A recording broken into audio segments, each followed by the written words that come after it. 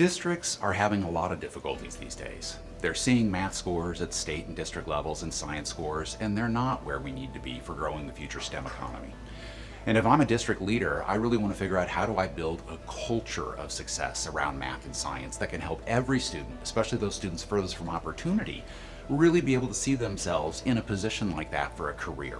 And for district leaders, the more you can actually build the culture of STEM within your leadership training, within your principals and assistant principals, the more you're going to see the outcomes for those students, which is going to be a game changer in this new STEM economy in so many communities. When I took over this department and I had my first year, this was pre-NMSI resources, I had a 55% 3 and above passing rate for my subject.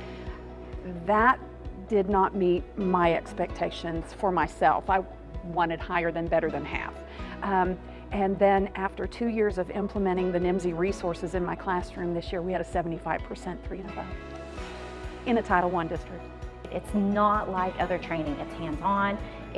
We're getting things ready, so when you roll in August, you roll. You don't have to stop and say, oh, I needed to adjust that, I needed to fix that. It's not ready for my classroom. We want you to walk away from this with it's ready to go in your room. I'm meeting people from all over the United States, and some are high school, some are professional, some are college, some are elementary. I'm like, well, what are you doing in STEM? Oh my gosh. So I'm so thankful that it happened in the beginning of my experience as a teacher instead of in the latter part, because now my eyes are open, like, I can introduce my kids to so much. I can bring so much more back to not just my school, but the whole district. Here at NMSI, we provide the tools, but we always let administrators know that at the end of the day, you have your own context. Each school is unique, and you take the tool and mold it to what's going to work best for you.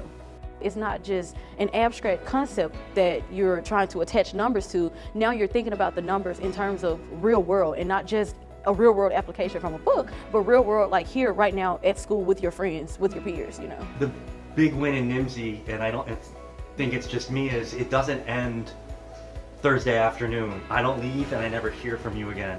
Everybody has my email. It's all over everything, and it doesn't have to be related to just what we did. You have a question during the year about anatomy and physiology, I'm here for you. District leadership is a key component of some of the training that we focus on. And it's important because you have to build the STEM culture for the entire district. And part of that is thinking of ways to bring in companies that can talk about the jobs that they have and the opportunities for what it will be. And then they can take that excitement of real world technology back into their classroom.